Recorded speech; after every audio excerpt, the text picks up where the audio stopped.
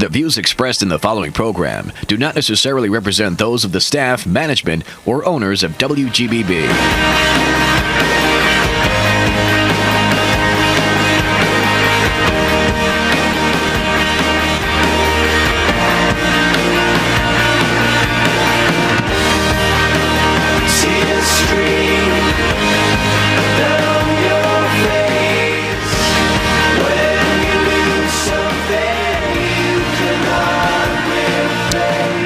With gratitude to those who've served our nation, we want to say Happy Memorial Day.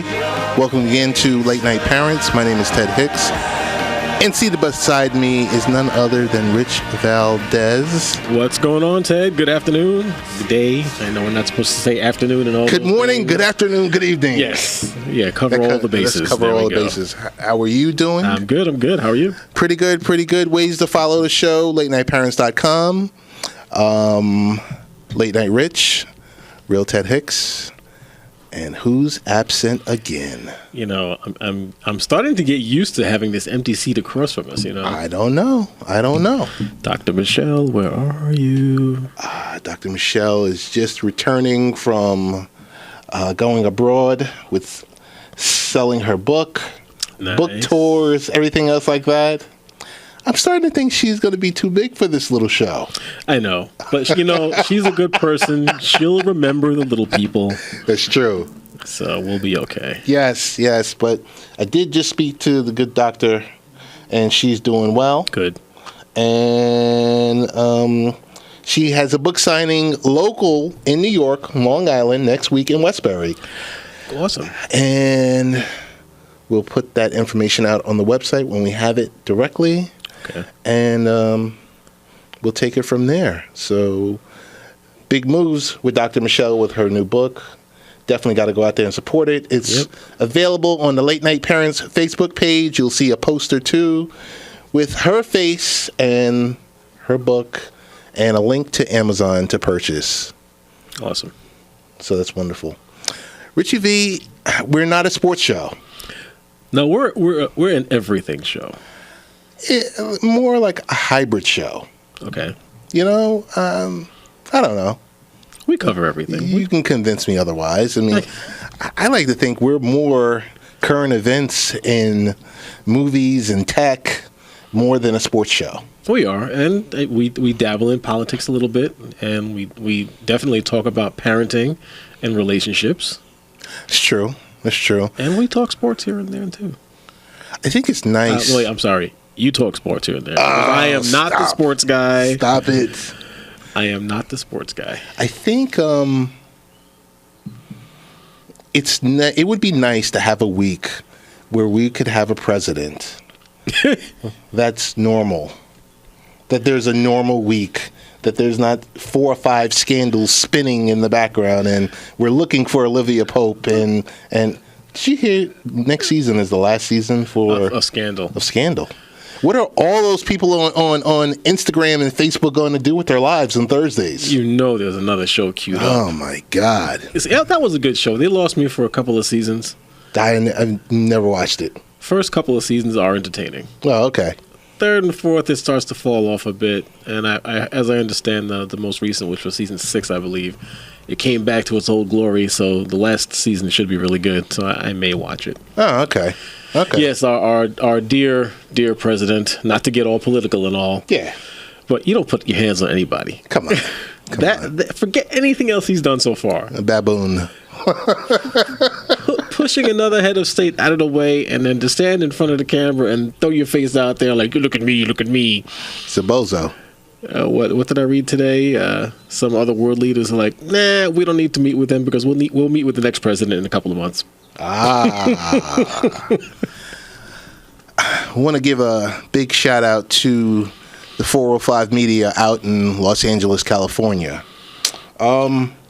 They're a right-leaning conservative station that carries our show. Okay. Want to thank the folks here at WGBB, West Babylon, New York, where we air live exclusively on this network. This is the only way to catch a live show. Our home station. Home station it is. So at the onset of the show, Rich, we were talking about We're not a sports show, but every now and then we delve into the business of sports. Mm-hmm. You might not hear us quote stats No. or this player did XYZ, but we might talk about the business, and that's what the basis of tonight's show is. Tonight's episode is called Fix My League. And we don't have beat writers or bloggers or, analysts on the show. Tonight, our two guests are two fans, super fans, I might say, because I've attended sports functions with them all around the world. This later next month, late July, I will be in Toronto. Nice. With both of our guests tonight to check out the Blue Jays against the Angels. Very good. Very nice. So our first guest of the night is Marc Lewis, dad extraordinaire, lives in the DMV area, and he's just been anointed As? the new NBA commissioner. Just for the show. Oh, okay. I was about to say, when did this happen? Well, he's dealing with a lot. Okay. We're going to bring him on in the next 10 seconds, but ratings were down this year for the NBA. Some of that is the hangover from the Hillary and Trump debacle. Right. Rest became a topic.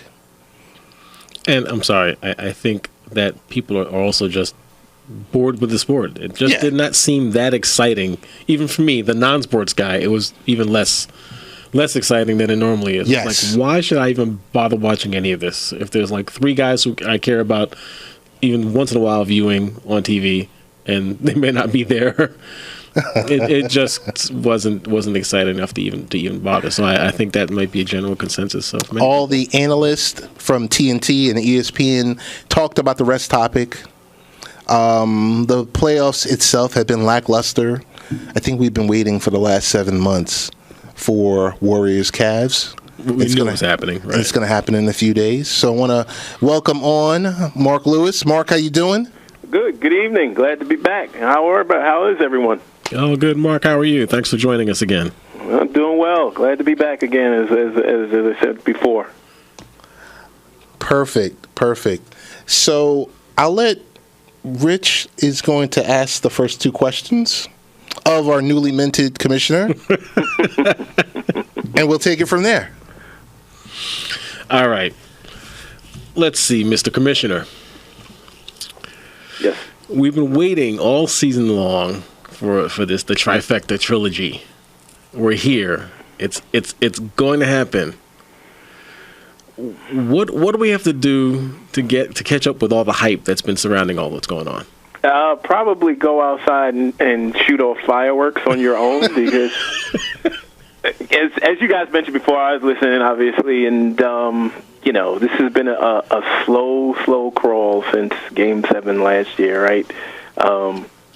Everybody pretty much knew the outcome of what the finals were going to be, but in reality, it almost has to top everything that happened in last year's finals. I mean, but I don't see that happening. And when I say top, Draymond Green got ejected, right? The Golden State had two key players down last year. Bogut, some would say not as key, but Draymond got ejected off of a controversial flagrant foul. For it to top last year's finals, I think he has to be either close to or get ejected again just to create some drama, right? I think this year a lot of folks are on the Golden State side in terms of they're going to win the finals this year, but I don't think Draymond's not getting ejected this year because he only has 2 technicals in the playoffs, and you need 7 to get ejected. Unless he does something totally outlandish, he'll be in every game this year, so there won't be any excuses for Cleveland. Not saying that they needed an excuse last year. And it also has to go to full 7-game scenario. The ratings were down, obviously, last year, I think, in part because of the hangover of people expecting the same result this year in the finals. It's going to have to go 7 games just to get people excited and more interested in last year. So I think those are the two main reasons. I don't think LeBron's getting ejected anytime soon. That won't happen. I don't think the refs or Mr. Silver would let that happen since I'm the commissioner this year. It definitely won't happen.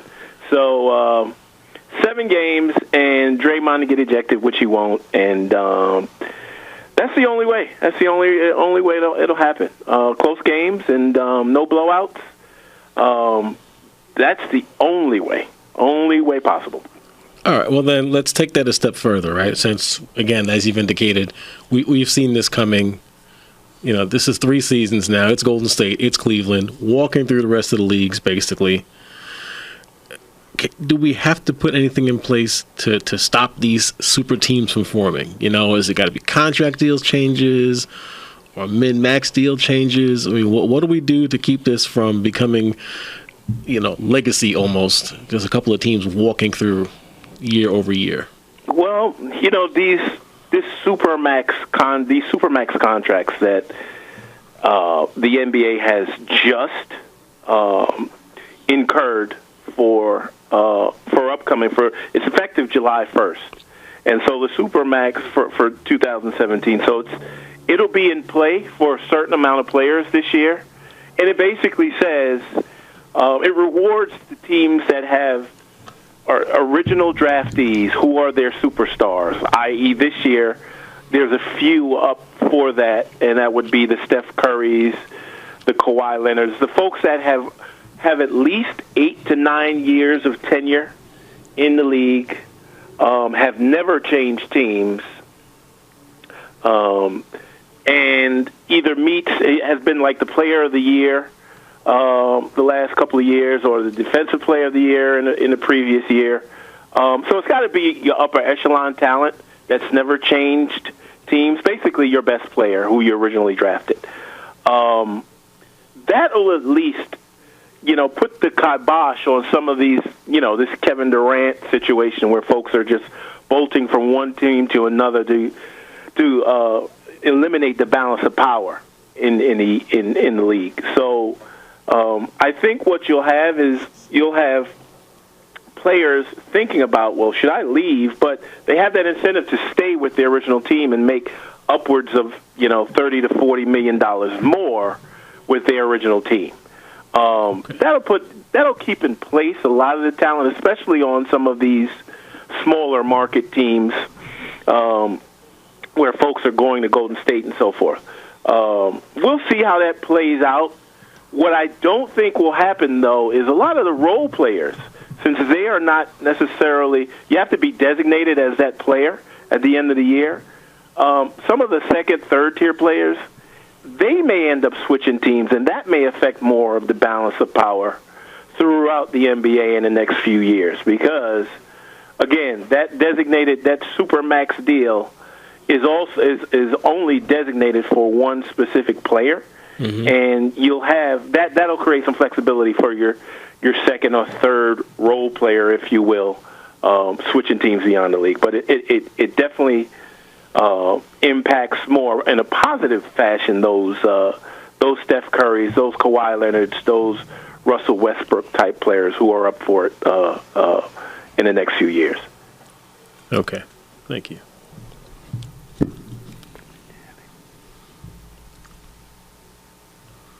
Oh, Ted. Oh, never mind. All right, Manager Lewis, we got a question. All right. So now we're going to switch this up just a little bit here. Okay. Someone that has become near and dear to both Ted and I's hearts. Okay, you have the number 2 draft pick. Okay.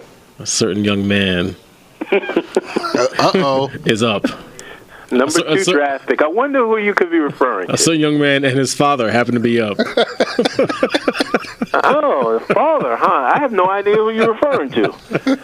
Can you give me one more hint? No. I think I know you're talking about it. What do you do about Mr. Ball and his son, Mr. Ball? Short of extraditing Ball to like Poland or something like that, where they have gag orders in effect. It is a tough one. I think, the good thing, or the potential good thing, with the second pick in the league is it is going right now. It looks like it's going to go to the Lakers, right? And we know a couple of months prior to this, Magic Johnson has now been appointed as all things Mr. All Things basketball when it comes to making decisions with the Lakers. He is a god in Los Angeles. He is a god with the Lakers. Magic's clouds hover over that city in all things positive out there. And so Lavar Ball and his son, all of his sons, including Lonzo, they basically look up to Magic. I think if I'm the commissioner, I sit down with Magic and say, listen, Magic, and Jeannie Buss as well, because she's involved and they've been involved with the team for so long. They will definitely instill some type of verbiage within that contract. Because Lonzo, if he gets drafted by the Lakers, there's no doubt he'll sign. Right. There'll be some kind of verbiage where it'll be almost forbidden, if you will, for the senior Ball, Lavar Ball, to go to the media with certain comments and things. I know he's about his dollars and he's about his son making money and all that good stuff. But Magic has been through this ever since the day he got drafted by the Lakers. So he knows the ins and outs of the business. He'll know what to do to kind of preclude Mr. Ball himself from being a little too obnoxious with his words in the media and such. And that'll kind of allow his son to hopefully flourish within that organization. I'm rooting for for Lonzo. But they'll nip that in the Magic and that brain trust. They'll nip that in the bud, at least for the first 4 years of Lonzo's contract. And then if he lives up to any kind of expectations, if they re-sign him and they do have success, I think Magic, they'll take some pressure off Mr. Ball and some of the flexibility off of Mr. Ball.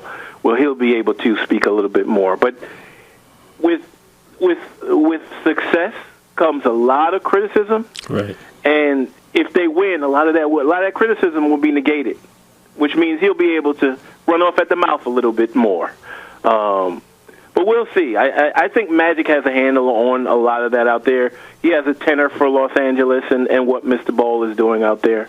And I think the respect is mutual from a fan perspective, them growing up watching Magic where LeVar will watch his words. He'll be on his B's and Q's if his son gets signed, I think. I really do. I'm giving him the benefit of the doubt. Okay. But I really do. Mark, quick question for you. Who are you pulling for in the NBA Finals? How many games? Who's your breakout star, and who's your potential sleeper? This is a good one. I noticed the third year in a row these teams are playing. Ho-hum. I don't recall. I mean, I know this is the first time in history that three teams have met in the finals. I don't recall the disdain when the Celtics and the Lakers were making finals like these in the 80s, but I digress. I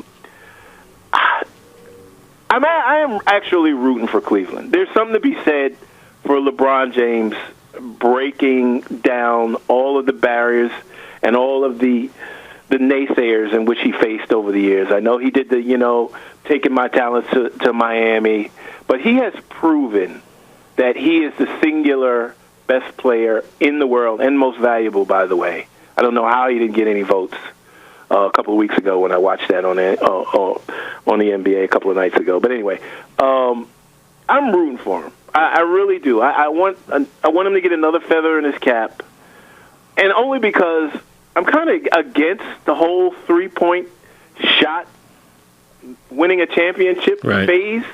But here's the reality. Golden State has another player, an MVP caliber player, Kevin Durant. And I just, given Cleveland's defensive inefficiencies the last 3 to 4 months, I don't see them beating Golden State this year. Draymond's not getting ejected. They built up with size and toughness, i.e. Matt Barnes and JaVale McGee. Those guys are this era's Rick Mahorn and pick any other center you want to pick in the 80s. That's not saying a lot for toughness and size, but it is what it is in this day and age. I would love it to go 7, and I would love for Cleveland to upset Golden State. But it's not going 7. It's going to go 6 games, and Golden State will come out on top this year. Okay. You've been demoted to general manager. So in this segment, you've been commissioner, president, and now general manager. You have one Supermax deal, and guess what? You have a choice of Durant gets it or Curry gets it. What's your answer? Well, I'm going to be brief on this one.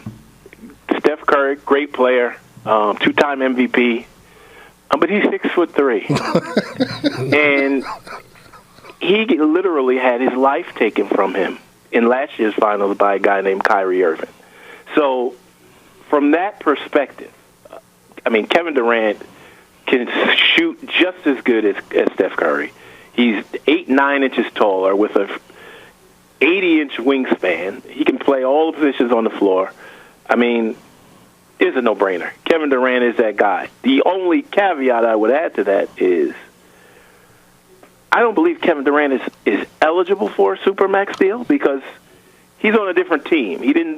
He spent his first 8-9 years with Oklahoma City, which means he's not eligible the next couple of years. Okay. So by default, I would have to give it to Steph. But if I had a choice, all things being equal, it's Kevin Durant hands down. Kevin Durant is a year younger. He has a couple more years experience because he came into the league earlier. But, I mean, Kevin Durant is, easily top 2 player in the league, him and LeBron, period. You've excelled as the de facto, Uber president at the NBA. I'm going to just throw you one question that's MLB related.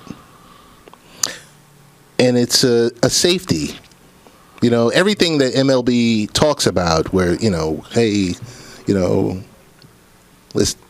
what used to be the national pastime, what's it going to take for the security netting to be installed at the field level section at every MLB venue? Like, does someone really have to die? How many times do we have to see someone being carried off in a stretcher? Yes, that's exactly what is going to have to happen. I have a running bet that Pete Rose will be in the Hall of Fame before these nets are installed in the stadiums. It's atrocious. MLB, baseball has considerably been slow to progress. And I'm not talking about, the All-Star game changes where after a couple of years ago, you remember Bud Selig throwing up his hands because both teams on the All-Star game used all their players and they ended a 7-7 tie. That is that is the ultimate indication of how unprogressive, if you will, baseball is. Now it's gotten a little bit better with the commissioner regime change from Selig to Rob Manfred. So I think he is looking into it a little bit more serious than in previous years. It's been a conversation for the last few years, serious conversation. But I'm with you. I seriously don't think someone will have to get either impaled by a bat or unfortunately killed by a ball. For them, Japan does it routinely. All of the baseball stadiums in the Japan league, in the Japanese league, they have it without a problem, and they're fanatics about their baseball out there. And I just don't understand why this movement hasn't come to fruition yet. But yeah, I don't see it happening. I really don't. Unfortunately, it's going to have to take some poor fan to have to suffer at the hands of a ball or a broken bat. Because if you notice, the bats have been flying over the last 10, 15 years. The bats allegedly are inferior, and they've been breaking in high number. So, yeah, I don't see it happening until something happens. And that's kind of true to how baseball has moved in the last 15 years. Unfortunately, I would like it to happen before that. I just don't see it. I really don't. Gotcha. Mark, definitely want to thank you for coming on, joining us for Fix My League, and we will see you. I know specifically I'll see you shortly in Canada later this summer. Bart Scott, can't wait. You got it. It's been a pleasure, Mr. Commissioner. Thank you, guys. All right, pleasure. Mark. Thank you, Mark. Bye-bye. Bye-bye. Rich, I want to switch subjects for a quick second. Sure. There was an article that came out. HDR sets to surpass 4K sets by 2020. Excuse my ignorance. Isn't HDR another version of 4K? I'm going to say I've read some of this. Right.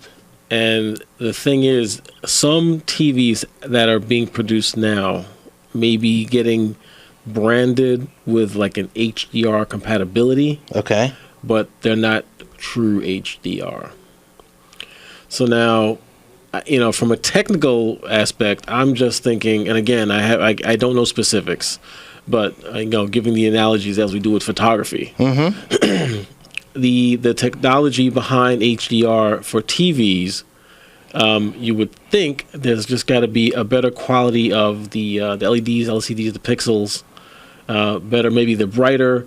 Maybe there's just something that they can transmit just the better quality, or maybe it's something in the electronics which allows them just the different shades and all the different varying luminances and quality to be a true HDR TV. But remember, 4K is just resolution. Right. I mean, you could be black and white and be 4K. So that's what I'm thinking the differential is. Some of them saying that they can play an HDR signal, but doesn't actually display in a true HDR. But we're nowhere near the terms of 8K TVs being out there. No. I mean, maybe abroad. One, not here. One, it's money. Right. Two, let's face it, we just got, think about it, 1080 right. is just really everywhere now. 1080, it's broadcast. And then the 4Ks kind of bottomed out because right. I can technically go to name your box store and walk in there and get a 4K TV for $750 and walk out. You can get one for a lot less than that. Oh yeah. Oh yeah. I mean, but it is becoming so. I mean, the good thing with that is 4K will become the standard at some point. It's in the future still. Well, until the professional live sports are streaming at 4K, until that becomes the standard, I mean, these guys got to slow it down a bit. Well, we got enough, traditional programming that's out there in 4K. Again, the Netflixes are broadcasting. A lot of their content is in 4K. I think it really comes down to, just as it took, 50 years for us to get 1080 broadcast over the air. Right. It's going to take that long, or who knows how long it's going to take. But it won't be until the time comes when there's 4K broadcast over the air from everyone, that it's an enforced standard, that we see that happen. But then, like you said, then it'll be 8K, and it'll be something else after that. Then it'll be 8K, and then we'll be talking once again about internet. Well, bandwidth. We're just sucking bandwidth down. But then everyone will be like FiOS and fiber to your house. Fiber to your house Through your house. A gig to your house. Big shout out to FiOS TV, our good friends at FiOS New York. Rich, we had part one of Fix My League, which focused on the NBA, and we briefly touched on MLB. Yep. Now we're going to go in a different direction. Good friend Todd Bascom is in the queue. Just want to let you know, Gary Bettman, the outgoing commissioner for the show of the NHL, was relieved of his duties. Why? Because Todd Bascom is now the new commissioner of the NHL. Oh, sorry. Welcome, Todd. The playoffs have been phenomenal. But Todd's concerned with the growing the product in the United States. Currently, the NHL is in year 6 of a 10-year broadcast deal. Social media and marketing have been outsourced to Major League Baseball's Advanced Media Group. Todd, welcome to the show. Hey, thanks. Thanks for having me. Hey, Todd, how are you? Good. Good. Thanks for joining us. So, Todd, I guess we're going to jump right into this. There won't be any mentions of John Scott ripping PK Subban on this show, but as commissioner, deal that you cut, has NBC Sports, your broadcast partner in the United States, external from CBC and Sportsnet in the Canada and the UK, has NBC Sports failed the NHL with their 10-year, $2 billion deal? Well, I mean, there was a time where I would say yes to that. I think as a little more time has gone on, I've kind of come around to not really, and that maybe the NHL has failed on the deal a little bit. I think NBC, first of all, their coverage is excellent. I like that they'll get it on the wide array of networks they have. So in the first round or so of the playoffs, you'll have games on USA, CNBC, kind of like what they do at the Olympics. Okay. I like that aspect of it. My one complaint with NBC is that I think when we get now to where we're at the conference finals, we need to see the games on the flagship. Right. It's you had a lot of the conference final games on NBCSN. Maybe a lot of people don't know where it is. Mm-hmm. I know where it is. I'm a hardcore fan. I'm going to find it. But when you want those casual fans, I guess when you figure cord cutters into the equation, maybe it gets a little crazy. But I kind of see where NBC is coming from on that. I mean, this time of year, you want to get, it's a ratings game, and it's am I going to run the blacklist or I'm going to put the Stanley Cup Finals on? Right. What's going to get me? So I get it. So I think I like the deal as it is. I think when the deal is up, I want to try to see if I'm running at things, I want to try to see if I can get NBC to make a little more concessions when it comes to getting the finals and the conference finals on the network, and not, those games should be on NBC where everyone can see them. And that's, you're going to grow your audience. That's one way you're going to do that. So, I'd say to answer that question, the jury is kind of out on it. It's gone both ways, but we'll see what can be done better come the next year. Okay, well then, see, now you mentioned casual fans. So Nashville is not one of the original 6, hockey teams, as you well know. Who's going to be watching it? Is it better if Canada has a team in the finals to get more viewership? Who's going to be watching it down there, having a Southern team in the finals? Well, living in a southern city, I live in Raleigh, and as you may know, we have the Hurricanes here. Yep. And I can tell you this: when the Hurricanes were good, everybody watched. Okay.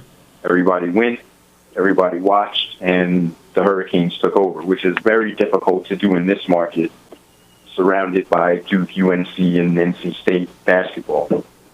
But winning is kind of the great deodorizer. So I think who's going to be watching in Nashville? The whole city. Now, that probably doesn't say much because it's not that big a city, and but my experience with living in the southern market, the whole city is going to be riveted to this thing as long as it's going on. Now, does that interest, the real question is, does that interest stay going? Right. And the answer to that is no, if they start to stink in 2 years. So, and we saw that with the Florida Panthers. Mm-hmm. So we had the Panthers, we had the Hurricanes. Same thing with the Hurricanes. The Hurricanes are bad now. Haven't made playoffs in, I don't know, what is it, 7 seasons. And the building's half empty. And there's real concerns about the Hurricanes moving. So it's right now for this finals, yes. Who's going to be watching in Nashville? The question is everyone. Is it better to have a Canadian team for ratings? Sure. I mean, you want the Maple Leafs in there. You want the Canadians or something like that. But the concern really is what happens for Nashville. It's okay, what happens next? Right. Is that team going to be good for a while or not? And if they're not, well, then we're going to see interest fade. Okay. Are the Penguins an unsung dynasty? And a follow-up question is Sidney Crosby more Mario Lemieux or Wayne Gretzky? Well, I mean, I don't think you can call the Penguins a dynasty. I think in hockey, in order to be considered, probably most sports, you have to have won so many in a row, I guess. Okay. So I wouldn't call them a dynasty. They have a sustained period of excellence, with a cup sprinkled in here and there, and no,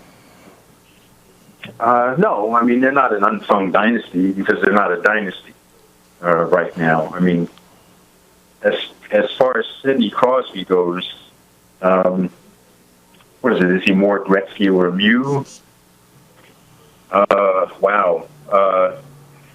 I always consider that to be a little bit of the comparisons to Gretzky are natural. I kind of consider it to be a little unfair because to me it's like, for basketball fans, I kind of feel like the LeBron-Jordan comparison isn't fair. I've always felt like the comparison LeBron and Magic would be more accurate as far as the weight their game. So it's kind of the same thing with Gretzky and Crosby. I mean, Gretzky is the greatest player, in my mind, the greatest hockey player ever. He's kind of mystical.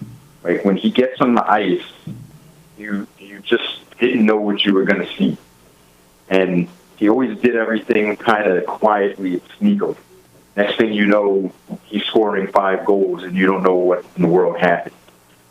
Crosby is a little different in that he's kind of a workhorse player. He's a little more spectacular. He's flashy in some ways. And what's interesting about him, where I think Crosby is he will be considered one of the all-time greats. I'll say that now. But his game is so different. And what's great about Crosby, I think, is that he's not just that he's great offensively. He plays what we in hockey call a 100-foot game, where he's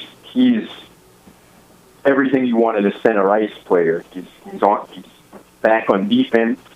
He back checks well. He scores. He passes. He makes plays. He's a much different player than either of them. Lemieux had a little bit more physicality to his game than either of them because of his size. So I think the comparison is a little unfair, but we are watching one of the all-time great players. I'll say that for sure. All right. Speaking of great players then, future great players possibly, Austin Matthews, Connor McDavid, are they ready to be the next wave of leaders in the league? That's a big yes. Connor McDavid, some of the things that I saw him do this season, just he is amazing. He's a threat every time he's on the ice. Austin Matthews too, and Austin Matthews, going back to kind of our last question, he has that Lemieux type of ability, I think. The size. Where he's got the size. I think as he gets a little older and more mature, he'll become a little more assertive on the ice. But he is ready. He's already shown that he's a difference maker. And please, I mean, now there's 10 other guys we can put into this conversation. So some of his teammates, even Marner and Nylander, and Toronto's got 3 of these kids that are ridiculous. And McDavid has Draisaitl and his team. It's you got Jack Eichel in Buffalo. So there's just all kinds of great young talent coming up in the league, and it's going to be exciting, especially because the league is heading more towards the European style of play, where they're kind of slowly but surely legislating the physicality, not out completely, but we're going to see probably in the next 5 to 10 years, we're going to see more of an Olympic-style game in the NHL, I think. So it's going to be real exciting with those young guys and the skills they have. So, yeah, I'm Austin Matthews, I couldn't believe what I saw out of him. So it was, I knew he'd be good, but I think he was over. I think he scored just over 30 goals. That's crazy for a rookie in this NHL. Right. So it's going to be fun to watch. Yeah. Todd, I think 30 goals and maybe up to 70 assists. Something crazy. Some type of crazy number. He was phenomenal. And boy, I'm telling you, I mean, if those Leafs become, and I don't know if I can't remember back to what I thought at the beginning. I thought at the beginning of the season they were kind of like, all right, these kids are going to be good. They're not ready yet, and they make the playoffs this year, which I didn't expect. So they're ahead of schedule for sure. So if Toronto gets good, that's going to give the NHL a big boost. Who are you pulling for in the Stanley Cup? How many games is this going to be? Well, who am I pulling for? I'd like to see the Predators win, just because I think it's a good story. And I like that a non-traditional market is there, and I want to see those markets do well so that the sport can grow. I think this is a really weird series, and I don't mean to hedge my bet here, but this can be a situation where the Penguins blow Nashville's doors off, and we're looking at 5 games, or Nashville really kind of hunkers down and makes a thing of this, and then we're going to see a 7-game series. I kind of feel like the longer it goes, the more it favors Nashville. Just because. So here's the best way to think of this series, actually. Go back to football, right? Mm-hmm. Remember the 2000 Ravens? Yes, Ravens and Giants. Yep. Ravens, so you had, and the Giants, well, I mean, they had a great defense, too, I believe, that year, but they were known for their offense and all of that. And so that's what you're getting in this series. We're getting the best defensive team in the NHL in Nashville, and we're getting one of the more potentially explosive offensive teams in the league. So it's really what you're asking here is, well, what's better? Defensive play or high-flying offense? So we're going to find out, really. That's what we have here, is we have the defensive kind of prowess. And then Nashville has a goaltender that can just absolutely steal the show here.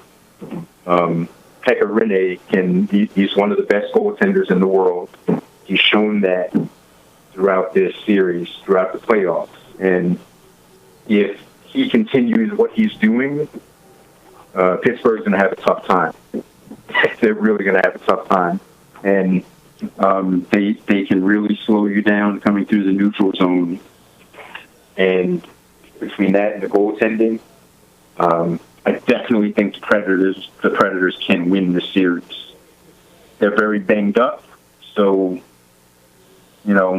it's going to be a tall order. But so I guess I have to give you an answer, right? Correct. That's what I got to do. It sounds like you made your decision and started changing it a little bit there as you started talking. I mean, and that's what this series is. It's kind of tough. I'm going to say Nashville wins in 7. Okay. All right. I think Pekka Rinne is going to, he's going to have to stand on his head. But I think that I don't have any reason to believe that he won't, because he's been doing it the entire playoffs, and them and the defense of the rest of the team, and Pittsburgh has struggled. They have struggled. A lot of people thought they should have blown Ottawa away. They made pretty easy work of the Capitals, but I mean, me and 5 other guys can do that, I guess, in the playoffs. But they kind of expected to have an easier go of it. I think they're right for the picking, so I'm going to go with Nashville here. All right, we're going to remember that, and we'll touch base on that when it's all over. But you touched on the NFL briefly there for a second, so we're going to relieve you of your NHL duties, okay. And we're going to put you as wide receivers coach for the Giants. You got your man Odell Beckham there. Yeah. What tidbits of wisdom would you give to Odell? I think the tidbits of wisdom I would give to him, I can't say in the air. Family show. I mean, look, in all seriousness, I would tell him, I would take him into a room and maybe give him a little bit of the Jordan treatment. What he used to do with the teammates. I heard the story about how he slapped Steve Kerr around. I don't know how true that is. I've heard that story too. Yeah. So maybe OBJ needs a little bit of that. And I would basically tell him, hey, man, look, just start being a professional. Right. That's really all. Grow up. Just start being a professional. Grow up, get away from the Kardashians, and be a man. It's time to be a man. Men win Super Bowls, not little crybabies. Right. Okay. And so that's about as much as I can sanitize it for you. That works. Yeah. I told Ted not to ask me about Odell, but so it was a setup there, huh? Okay. Yeah, I didn't know how it was going to go, but I guess I got through it. You're good. Gotcha. Hey, one final question we have for you, Todd. And I know I'm going to see you also in Canada this summer. Could you imagine if it's 2021 and it's time to renegotiate, and once again, you're NFL commissioner, it's time to renegotiate with Fox, NBC, CBS, and ESPN. Do you strictly deal with them, or do you take the time out and look at the new media of Amazon, Facebook, Google? Do you say goodbye to legacy, or do you go new media? I think what I do is I kind of do a little of both. I want network TV, because I don't think network TV is going anywhere. Okay. It's over the air, and I think as long as that model is there, it's not going anywhere. And people can still tune in with their antennas and so forth. But I think you do have to explore getting away from cable. Right.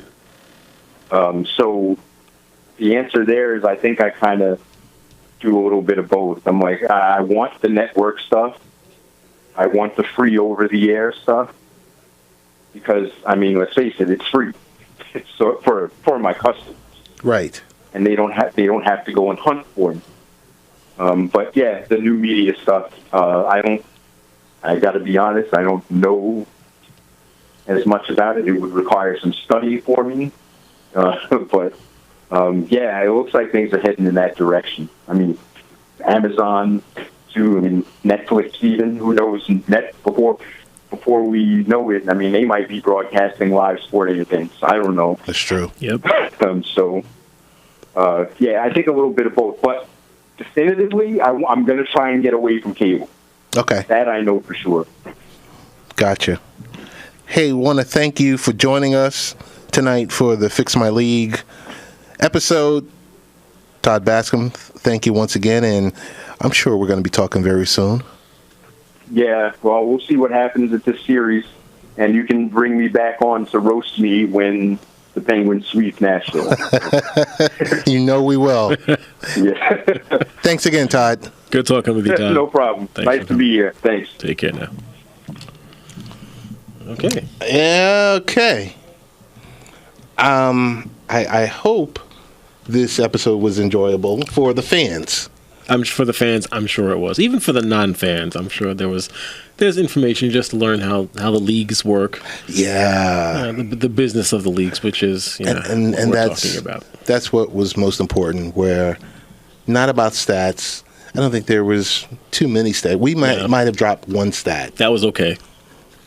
Out of the entire discussion. No problem. But I don't know. I mean, like I said, if you paid attention to the upfronts that just happened a few weeks ago in the USA, it was all about live sports. Yes. More live sports than actual scripted dramas and TV series. I guess it's because it's getting that much more easy to get live broadcast out there, live content out to people. Right. And it's not just broadcast. It's not just cable. It's like you were just mentioning. You can go to you can go to any of the over the internet providers, yes, and get your content, and they are more than happy now to give it to you. That's true. That is true. So, other than that, what do you got cranking for this week? Vacation. Not going anywhere. This will be the staycation, but I will be at home, just relaxing a little bit, resting. Probably try to catch some movies, go to the range, so, do some things like that. Okay. I did finish watching 13 Reasons Why. Pretty good? We spoke about a couple of weeks ago. Yes. We'll talk about that next week. Okay. Because I don't want to cut it short. Okay. I don't want to cut it short. I will tell you this much. I did stream all of season 3 of the 12 Monkeys. Okay. Yes. Excellent show. Like I said, released it Netflix style over 3 nights, 10 episodes. Some great stuff. Okay. But as we can all see, that's where TV is going, to kind of give the user that binge That type of feel or No, and it's working. And I guess as long as the providers have the money to produce more content, it just works out for them, because now they can just continue putting out shows. It's true. See what's good, see what they want to pick up for, second seasons. Well, if it's something that's not good, well, they drop it and that's it. Hey, shout out to the show that got canceled, The Get Down. I think I heard about that. The most expensive Netflix show ever. Maybe that's why they said not to. One season Right. cost $125 million. Was it that much? Yep. Now, see, and that was my era too. I watched the first episode, the double length 2-hour episode, and that was enough. Gotcha. And I thought it was good. Gotcha. But for me, I didn't see bringing that on as a full series, a full season. I thought it was like a special event. Yeah, so did I. But it was a good show. I'm sorry to hear that's going. A lot of people actually were talking about that, which sometimes means they can get enough groundswell up and get it brought back. That's true. That's true. You never know. Baywatch and Aliens. Aliens at the box office dropped 80%. Baywatch, I don't think anyone's going to go see it. Aliens is not the type of movie where you're going to go see it twice. Okay. It's just not. Once you've seen it, you're like, I know the story. Okay, this is good. It was entertaining. Wait for round 3. And like you said, Baywatch. What in the world? The Rock couldn't even pull that one off. I mean, The Rock is good and all that. He's entertaining as all heck, but yeah, no. Best ways to catch you, Richie V? The fully embraced Late Night Rich. Incredible. On Twitter. Incredible. And if it's on Facebook, it's The Real Richie V. And Ted, how do we get you? Real Ted Hicks. And I think it's a wrap. It's a wrap. Have a great week. Enjoy your Memorial Day.